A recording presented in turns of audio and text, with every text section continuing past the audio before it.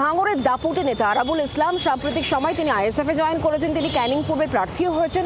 আর এই আরাবুল ইসলামকে নিয়ে সিপিএম রাজ্য সম্পাদক মোহাম্মদ সেলিম তিনি বলছেন তাকে নিয়ে কোনো রকম সমঝোতা নয়, দুর্বৃত্তায়নের পথে সিপিএম কখনো থাকেনি।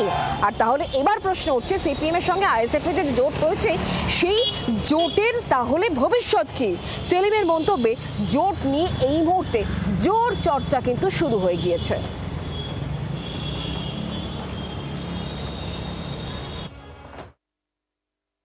কোনো সাম্প্রদায়িক দাঙ্গাবাজ, কোনো গুন্ডা বদমাশ মস্তান এবং কোনো লুটেরা,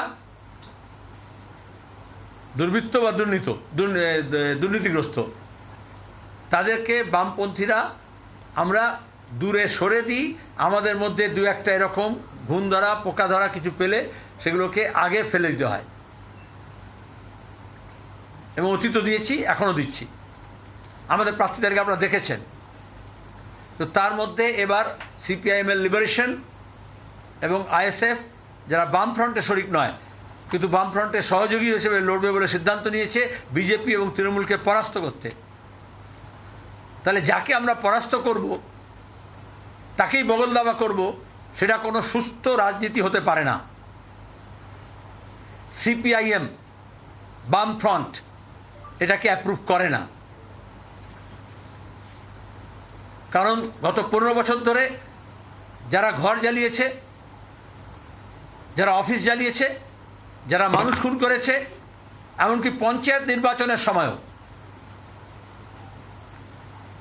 আইএসএফ কর্মীকে খুন করেছে। সেখানে আমি মনে করব বামফ্রন্টের কোনো দল যেমন নয়, সেরকম আইএসএফের যারা সমর্থক এবং দরদি আছেন, যারা কষ্ট করে সংগঠন দল গড়ে তুলছেন, নির্বাচনের সময় রাতারাতি মাইগ্রেট করে এক দল থেকে আরেক দলে গিলে তাতে মানুষেরও লাভ হয় না, ভোটারদেরও লাভ হয় না, সেই দলেরও লাভ হয় না। আরাবুল ইসলাম প্রশ্নে রীতিমতো বিস্ফোরক সিপিআইএম রাজ্য সম্পাদক Mohammad Selim.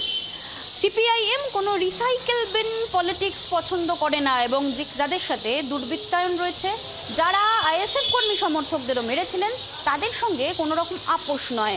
Indian secular front ইতিমধ্যেই আরাবুল ইসলামকে যোগদান করানোর পর তাকে প্রার্থী করেছে, আর তাতেই বেজায় ক্ষুব্ধ সিপিএম। এরপর বিভিন্ন জায়গা থেকে দেখা যায় যে বেশ কিছু আসনে যেখানে সিপিআইএম বা বামফ্রন্টের প্রার্থী দেওয়া হয়েছিল সেখানে ইন্ডিয়ান সেকুলার ফ্রন্টও প্রার্থী দিয়ে দিয়েছেন। এরপর বড় সড়ো প্রশ্ন, কিভাবে থাকবে আইএসএফ এবং সিপিআইএম এর সমঝোতাতে নেই তা এক প্রকার নিশ্চিতভাবেই বলা যায়।